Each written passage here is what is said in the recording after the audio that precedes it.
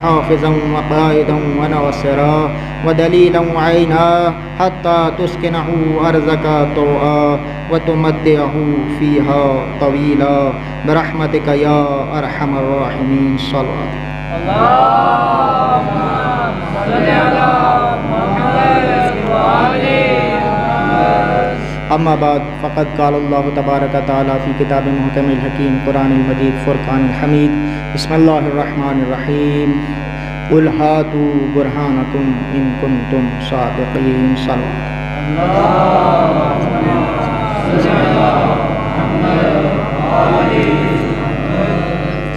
عزیزان محترم،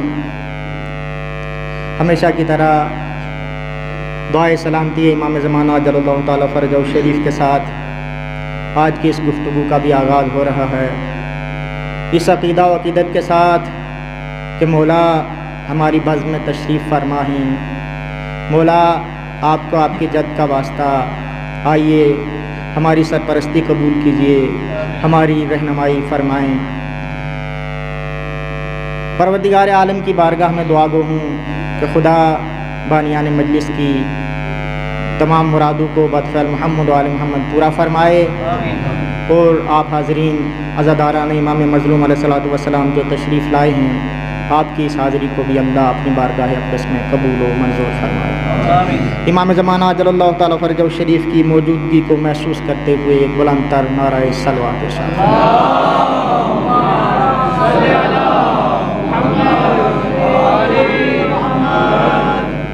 بہرحال آپ حضرات صبح سے مسلسل مجلس عزا سماعت فرما رہے ہیں.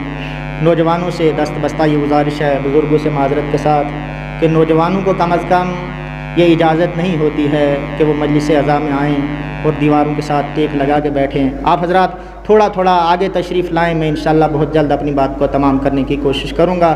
قبلہ موجود ہیں، انشاءاللہ بعد میں اپنا عالمانہ خطاب پیش فرمائیں گے. ایک درود پڑھ دیں محمد اور آل محمد.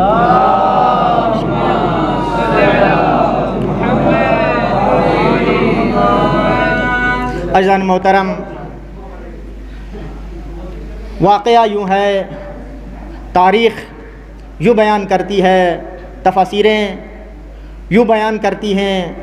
قرآن مجید نے اس بات کا اعلان کیا کہ ایک مرتبہ نجران کے عیسائی اکٹھے ہو کے عرب کے مشہور گھوڑوں پہ سوار ہو کے اس زمانے کا سب سے قیمتی لباس زیب تن کر کے اور سونا چاندی کے ملبوس، سونا چاندی کے زیورات پہن کے بڑی شان و شوکت سے آتے ہیں مسجد نبوی میں، اس ارادے کے ساتھ کہ جناب رسول خدا صلی اللہ علیہ وآلہ وسلم کے ساتھ بحث کی جائے. کس بات پہ بحث کی جائے؟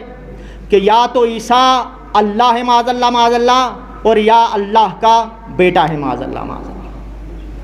اب تاریخ نے لکھا، میں آگے چل کے بیان کروں گا انشاءاللہ. تھوڑا سا تمہیدی گفتگو ہے، آپ حضرات میری طرف متوجہ ہو جائیں گے. آپ حضرات کی خدمت کر چکا ہوں اور انشاءاللہ آپ میرے بیان سے واقف ہیں، انداز بیان سے واقف ہیں، میں آپ کی ذوق سماعت سے واقف ہوں. بہرحال تو عزیزوں اور بزرگوں، یہ نجران کے عیسائیوں کا ایک وفد، میں نے عرض کیا کہ زمانے کا بہترین لباس پہنے ہوئے، عرب کے مشہور ترین گھوڑوں پہ سوار، سونے چاندی کے زیورات ملبوس کیے ہوئے، بڑی شان و شوکت سے مسجد نبوی میں آتا ہے. آتا اس ارادے سے ہے کہ رسول سے بحث کی جائے. بحث کے کیا موضوعات ہیں؟ دو موضوعات ہیں. یا تو جناب عیسیٰ معاذ اللہ اللہ ہیں، یا اللہ کے پسر ہیں، اللہ کے بیٹے ہیں. اس ارادے سے آتے ہیں. تاریخ کہتی ہے مسجد نبوی میں آتے رہے، مسجد نبوی میں آتے رہے، سلام کرتے، جواب ملتا، بات کرنا چاہتے، رسول رخ پھیر لیتے.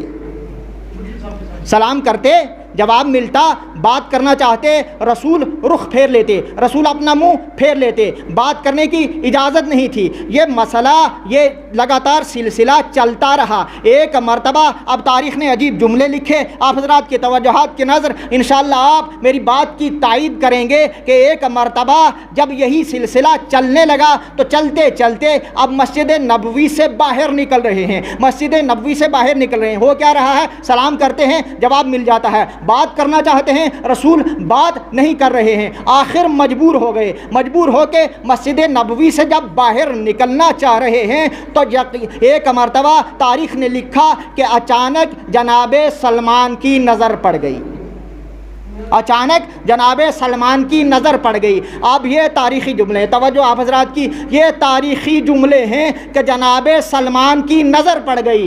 میرا اور آپ لوگوں کا عقیدہ یہ ہے کہ سلمان کو اس در کی دربانی ملی ہی اس لیے تھی کہ ہر آنے جانے والے پہ نظر رکھیں، ہر آنے جانے والے پہ نظر رکھیں۔ سلمان نے عجیب منظر دیکھا، چہرے سے ہوائیاں اڑ رہی ہیں، ہوائیاں چہرے سے اڑ رہی ہیں، چہرے لٹکے ہوئے ہیں، چہرے اداس ہیں، پریشان جا رہے ہیں۔ جناب سلمان نے جب یہ منظر دیکھا تو ارشاد فرمانے لگے، اے عیسائیو کیا بات ہے، میں دیکھ رہا ہوں تمہارے چہرے پریشان ہیں، چہروں کا رنگ اڑا ہوا ہے، ہوائیاں اڑ رہی ہیں، تمہارے بال بکھرے ہوئے ہیں، آخر وجہ کیا ہے، پریشان کیوں بارگاہ رسالت سے نکل رہے ہو؟ تو کہنے لگے کہ آج تک سنتے تھے بڑا مہمان نواز ہے، ہم آج تک سنتے تھے بڑا انسانیت نواز ہے، ہم سنتے تھے کریم ہے، ہم سنتے تھے رحیم ہے، لیکن جب سلام کرتے ہیں جواب ملتا ہے، جب سلام کرتے ہیں جواب ملتا ہے، جب بات کرنا چاہتے ہیں رسول رخ پھیر لیتے ہیں۔ تو ایک مرتبہ سلمان نے عرض کیا، اے عیسائیو اگر تم سے معصوم نے رخ پھیر لیا ہے تو پھر جہنم میں ٹھکانہ تلاش کر لو، پھر جہنم میں ٹھکانہ تلاش کر لو۔ کہ کریں کیا، کہ تم اپنی حالت دیکھو۔ تو اب جناب سلمان فارسی کہنے لگے، پوچھنے لگے اب کریں کیا، ہو کیا سکتا ہے کہ رسول ہم سے گفتگو کریں، کیسے ممکن ہے کہ رسول تو بہرحال نہیں مانتے تھے، محمد ہم سے گفتگو کریں، طریقہ کیا ہے کہ محمد ہم سے گفتگو کریں؟ کہ اپنی شکل دیکھو، اپنی صورت دیکھو، اپنا انداز دیکھو، کیا تم اس قابل ہو کہ تم سے گفتگو کی جائے؟ کیا تم اس قابل ہو کہ تم سے گفتگو کی جائے؟ کہ پھر کیا کریں؟ تو جناب سلمان فارسی کے الفاظ تاریخ میں لکھے ہیں۔ اب تھوڑا سا میں ان کے اندر آپ حضرات کی سماعتوں کی نظر کرنا چاہتا ہوں اپنے انداز میں کہ سلمان فارسی کہتے ہیں کہ اے عیسائیو لباس کا روب اسے دکھا رہے ہو کہ جس کے بچوں کا لباس جنت سے آتا ہے، لباس کا روب اسے دکھا رہے ہو جس کے بچوں کا لباس جنت سے آتا ہے۔ عرب کی مشہور سواریاں اس کے سامنے لا رہے ہو کہ جو براق پہ بیٹھنا پسند کرتا ہے، اور زر و جواہرات اس کو دکھا رہے ہو، سونا چاندی کا روب اس کو دکھا رہے ہو کہ جو سونا چاندی ہے اس کو زر کہا جاتا ہے، اس کے غلام کو ابو ذر کہا جاتا ہے، اس کے غلام کو ابو ذر کہا جاتا ہے۔ کہ پھر کیا کریں؟ کا طریقہ یہ ہے کہ سادہ سفری لباس پہنو، سونے چاندی کے زیورات کو اتار دو اور گھوڑوں سے اتر کے پیدل چلنا شروع کرو مسجد نبوی کی طرف۔ ایک مرتبہ سلمان نے جب یہ بتایا، اب تاریخ کہتی ہے کہ جب یہ اس انداز سے آئے کہ سفری لباس پہنے ہوئے ہیں، سونا چاندی کو اتار کے آ رہے ہیں، پیدل چل کے آ رہے ہیں، ابھی مسجد نبوی سے بہت دور تھے کہ رسول خدا صلی اللہ علیہ وآلہ وسلم مسجد نبوی میں اپنے صحابہ کو حکم دیتے ہیں، اٹھو محمد کے دروازے تک چلو، ہمارے مہمان آ رہے ہیں۔ ایک درود پڑھ دے محمد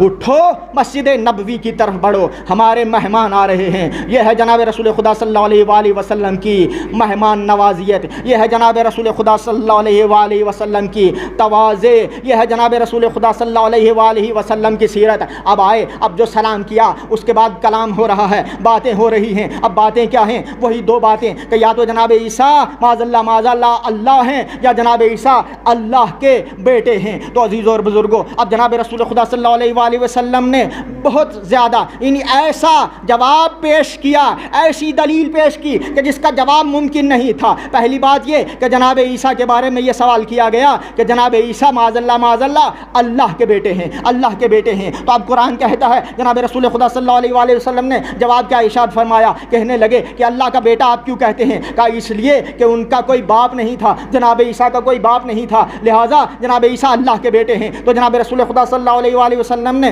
منطقی جواب پیش کیا۔ جواب کیا تھا کہ اگر تم عیسیٰ کو اللہ کا بیٹا مانتے ہو تو اس لحاظ سے جناب آدم تو زیادہ سزاوار ہیں، جناب آدم تو زیادہ سزاوار ہیں، نہ ماں ہے نہ باپ ہے، تو جناب آدم زیادہ سزاوار ہیں معاذ اللہ اللہ کا بیٹا ہونے میں۔ تو لہٰذا اب ان کے پاس کوئی جواب نہیں رہ گیا. دوسرا سوال کیا تھا کہ جناب عیسیٰ معاذ اللہ خود اللہ ہیں. تو اب جناب رسول خدا صلی اللہ علیہ وآلہ وسلم نے تاریخ کہتی ہے اس انداز سے ان کے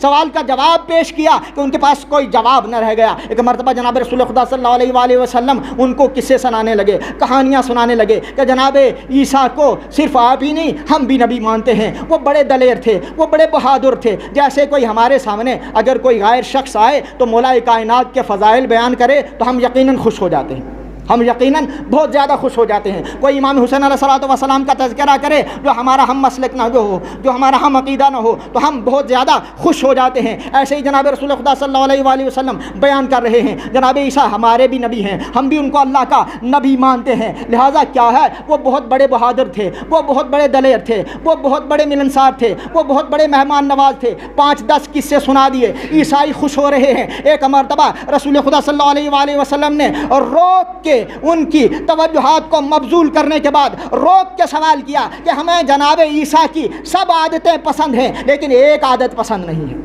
ہمیں جناب عیسیٰ کی سب عادتیں پسند ہیں لیکن ایک عادت ہمیں پسند نہیں ہے. تو عیسائی اب بفر گئے, ایک مرتبہ بگڑ گئے. اب تک تو سن کے خوش ہو رہے تھے, کہنے لگے محمد مصطفیٰ آخر کون سی عادت ہے جو جناب عیسیٰ کی تمہیں پسند نہیں ہے؟ تو جناب رسول خدا صلی اللہ علیہ وآلہ وسلم نے ارشاد فرمایا کہ ہمیں جناب عیسیٰ کی ایک عادت پسند نہیں ہے. وہ عادت یہ ہے کہ آپ عبادت نہیں کرتے تھے, آپ نماز نہیں پڑھتے تھے, آپ عبادت نہیں کرتے تھے, آپ نماز نہیں پڑھتے تھے, بس یہ سننا تھا. عیسائی ایک مرتبہ پھر بگڑ گئے. اب 5-7 قصے اپنی طرف سے سنا دیجیے. کیا بیان کرتے ہیں آپ؟ انہوں نے تو فلاں جگہ اتنا لمبا سجدہ کیا, فلاں جگہ اتنے دن تک نمازیں پڑھتے رہے, فلاں مقام پہ اتنی دیر تک عبادت کی. تو آپ جناب رسول خدا صلی اللہ علیہ وآلہ وسلم نے ٹوک دیا, ان کے سوال کو ناکام کر دیا, ایسا جواب پیش کیا کہ جس کی کوئی مثال نہیں ہے. ارشاد فرمانے لگے یہی تو میں بتا رہا ہوں کہ عیسیٰ نماز پڑھتے تھے, عیسیٰ عبادت کرتے تھے. ارے عبادت بندے کی نہیں ہوتی, اللہ کی ہوتی ہے.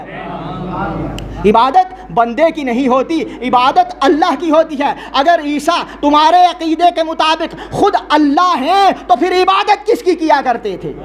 ایک درود پڑھ دیں محمد اور آل محمد.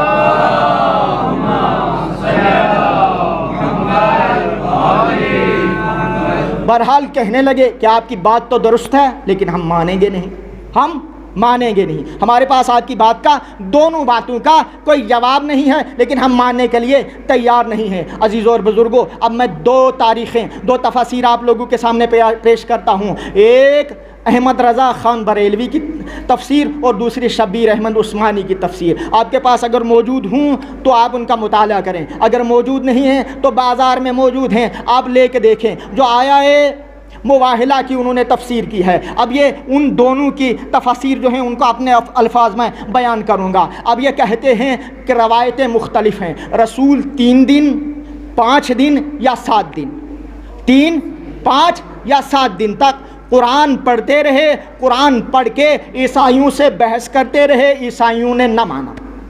رسول 3 5 یا 7 دن تک قرآن پڑھتے رہے, قرآن پڑھ کے دلیلیں دیتے رہے, عیسائیوں نے نہ مانا. عیسائیوں نے نہ ماننا تھا, نہ مانا. عزیزوں اور بزرگوں, عرض کرنے کا مقصد یہ کہ یہ جو قرآن پڑھنے والا تھا, یہ جو دلیلیں دینے والا تھا, کوئی ہم جیسا نہیں تھا, کوئی ہم جیسا نہیں تھا. وہ تھا کہ جس کی زبان سے جو لفظ نکلتے تھے وہ یا تو قرآن بنتے تھے یا حدیث بنتے تھے. یہ سید تھے, سردار تھے, آلہ تھے, اولا تھے, یوں کہوں بولتے ہوئے قرآن تھے, بولتے ہوئے قرآن تھے. اور وہ تھے کہ جن کے دل پر اللہ نے قرآن نازل کیا. اللہ کہتا ہے اگر میں قرآن کو پہاڑ پہ نازل کرتا تو پہاڑ اس کی عظمت سے ٹکڑے ٹکڑے ہو جاتا. محمد مصطفیٰ کے دل پہ اللہ نے قرآن نازل کیا. محمد مصطفیٰ کا دل حامل قرآن.